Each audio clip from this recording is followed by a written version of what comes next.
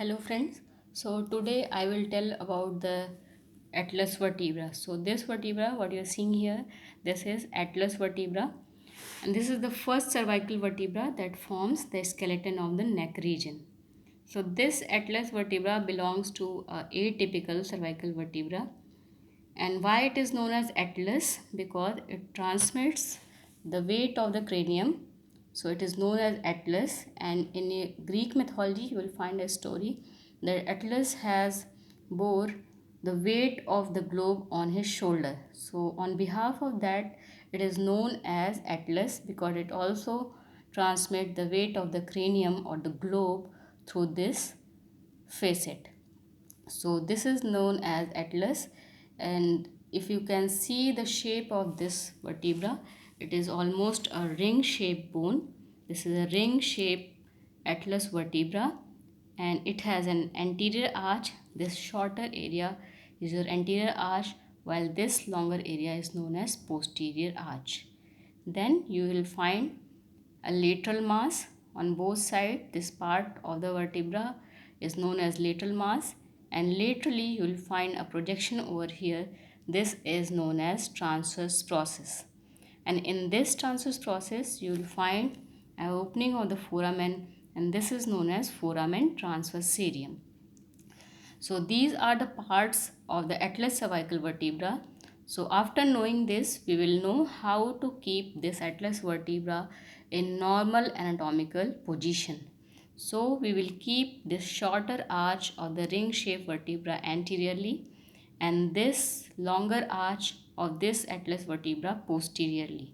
So we have to keep the atlas vertebra in such a position.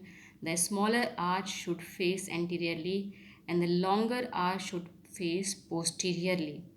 Beside this, here you can see there is a facet on the lateral mass, and this is known as superior articular facet.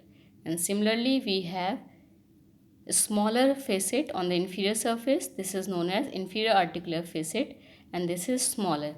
So if you see the shape of the articular facet, the superior articular facet is somewhat kidney shape.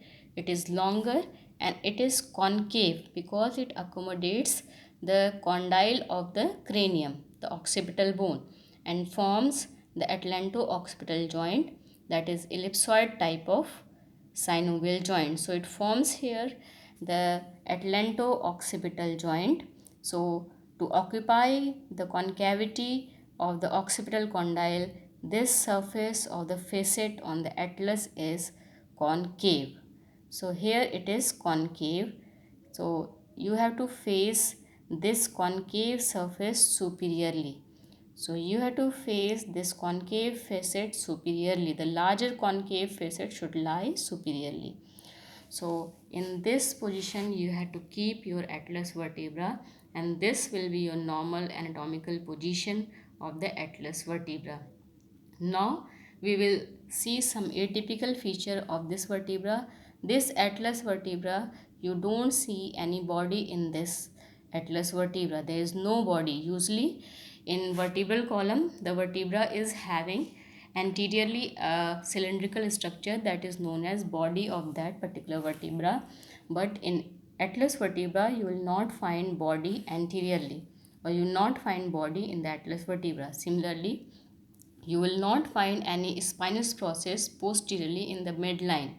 So the body and the spinous process are absent from this atypical cervical vertebra, that is atlas vertebra. We also will not having lamina. In other cases, in other vertebra, we will have posteriorly a lamina, but in case of atlas vertebra we do not have lamina. In fact, this lamina is represented by the posterior arch of atlas. So these are the features that make it atypical vertebra. Now we'll see the feature of this atypical vertebra, and we'll see the details of each part of this atlas vertebra. This is the anterior arch. I have told you this is shorter and it should face anteriorly. So this is the anterior arch having anterior surface, and then you will find inner or the inner or the posterior surface. So this is the inner or the posterior surface, and this is the anterior surface of the anterior arch of atlas. you will have a superior margin and the inferior border or the inferior margin of this anterior arch. Here in the midline on the anterior surface, you will find a tubercle. This is known as anterior tubercle of the atlas. And on this anterior tubercle, you will find there is attachment of the anterior longitudinal ligament. So on this anterior tubercle of the atlas, you will find there is attachment of the anterior longitudinal ligament. On each side of this anterior longitudinal ligament, you will find attachment of a muscle that is known as longus colli. So side of this tubercle or the attachment of the anterior longitudinal ligament, you will find there is attachment of the muscle known as longus colli. Similarly, on the posterior surface or the inner surface, you can see a facet over here on the posterior surface of this anterior arch.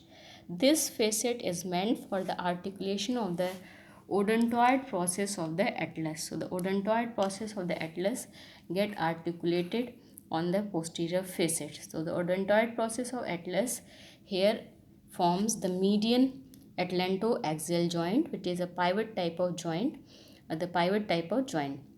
So here is the formation of the median atlantoaxial joint. So this is the posterior surface of the anterior arch. Now on the superior margin of this posterior arch, you will find the attachment, and there is attachment of the anterior atlanto-occipital membrane.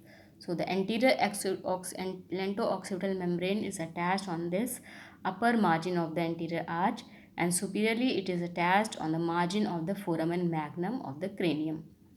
So from here there is attachment of a membrane that is known as anterior atlanto-occipital membrane, and superiorly it goes and attached on the margin of the foramen magnum. Similarly, we have an inferior border. On this inferior border, there is attachment of the part of the anterior longitudinal ligament. So the inferior margin of this anterior arch gives attachment to the anterior longitudinal ligament, part of the anterior longitudinal ligament. So this is about the anterior arch. Now coming on to the posterior arch. So the posterior arch, as you can see, this is longer in comparison to the anterior arch. It is having a superior surface, then it is having an inferior surface, and it is having a posterior surface, and then inside you will find a inner surface. Beside this, you will find the superior and the inferior you will find the upper margin and the inferior margin. So here the superior surface you will find at the junction of this lateral mass and the superior surface of this posterior arch, you will find a groove over here, and this groove is meant for the passage of the third part of vertebral artery and also the first cervical nerve. So the third part of vertebral artery and the first cervical nerve pass through this groove that lies at the junction of the lateral mass and the posterior arch. And also the relation over here is that the artery lies superficial while the first cervical nerve lies in contact with the bone. So the artery lies superficially while the nerve lies deeply. Now coming on to the attachment, there is attachment on the upper margin of this surface. There is attachment of a membrane that is known as posterior atlanto-occipital membrane. Similar to the anterior occipital membrane that is attached on the superior margin of the anterior arch, we have a posterior atlanto-occipital membrane that is attaching on the superior margin of this posterior arch. Then on the upper surface we have a groove and the and for the passage of the artery and the nerve. Then coming this posterior arch along with the posterior atlanto-occipital membrane forms the floor of the suboccipital triangle. So this is often asked in your osteology viva when you are giving the viva on atlas bone. So some examiner may ask about the question, what are the floor of the suboccipital triangle? What are the structures forming the floor of the suboccipital triangle? So there you have to answer this posterior arch along with the posterior atlanto-occipital membrane forms the floor of the suboccipital triangle. The lower border gives attachment to a ligament that is known as ligamentum flava, and this ligamentum flava gets attachment to the lamina of the axis. So the axis and the posterior arch of the atlas are connected through a ligament. This is known as ligamentum flava. Now coming on to the posterior surface, on posterior surface in the midline, you will find a tubercle over here that represents the spinous process. Usually the spinous process is not present in case of atlas vertebra, but in the midline of this posterior arch you will find a small tubercle, and this tubercle is known as posterior tubercle. On this posterior tubercle there is attachment of the ligamentum nuchae. So there is attachment of ligamentum nuchae on the posterior tubercle or the posterior arch of the atlas. Lateral to the ligamentum nuchae attachment, you will find there is attachment of the rectus capitis posterior minor muscle on both the sides. So this posterior surface, beside giving attachment to the ligamentum nuchae on this tubercle, you will find on this surface, you will find laterally there is attachment of a muscle known as rectus capitis posterior minor. Now coming on to our third part, that is your lateral mass. This whole is your lateral mass. This lateral mass is having a superior surface, then it is having an inferior surface, then it will have a medial surface towards the side of this vertebral foramen, and laterally it gives rise to the long processes that is known as transverse process of the atlas. So we will take the details of each surface of this lateral mass. So you can see here on the superior surface you will find a facet, a concave facet over here that is deep and that accommodate the occipital condyle and forms occipital atlanto-occipital joint, and this is mainly a ellipsoid type of joint. So this concavity, this kidney shaped large facet is your superior articular facet, and on the inferior surface you will find a small and circular and comparatively flat facet. This is known as inferior articular facet, and this faces downward and medially. So the direction of this superior articular facet is upward and medially, while the direction of the inferior articular facet is downward and medially. So it is faces downward and medially. So direction of the inferior articular facet is downward and medially, while the direction of the superior articular facet is superiorly and medially. So there is a difference in the direction of these articular facet, and the inferior articular facet articulate with the superior articular facet or the axis vertebra. So this is for the atlanto-occipital joint and this is for the atlanto-axial joint. So the superior articular facet of the axis vertebra articulate with this inferior articular facet of the atlas vertebra. Coming on to the medial surface, on the medial surface of this lateral mass, in here you will find a tubercle, and this tubercle gives attachment to a ligament. This is known as transverse ligament. So this transverse ligament, it support and stabilize the median atlanto-occipital median atlanto-axial joint. So the transverse ligament attached on the medial side of this lateral mass gives it stabilize the odontoid process, and it also stabilizes the median atlanto-axial joint. So you have to know the attachment of the transverse ligament and what it is meant for. Now coming on to the anterior surface or the lateral mass, the anterior surface of this lateral mass gives attachment to the rectus capitis anterior muscle. So we have rectus capitis anterior muscle on the anterior surface of this lateral mass. Now coming on to the transverse process, so I have told you that this lateral mass laterally gives rise or connected to a transverse process, and this is the transverse process of the atlas vertebra. In this transverse process you can see an opening over here, and this is known as foramen transversarium. So this is foramen transversarium that gives passage to vertebral artery, vertebral veins, and also the sympathetic chain. So this transverse process act as a lever that helps in movement of the muscle, and that give rise to attachment of the various muscle. In general, the transverse process have anterior root, anterior tubercle, then it has posterior root and posterior tubercle. Connecting the posterior root and the anterior root, you will find a bony bar that is known as costotransverse bar. In case of atlas vertebra, there is no anterior root. You will not find anterior root in case of the atlas vertebra. So the anterior root of the transverse process or the atlas is not present.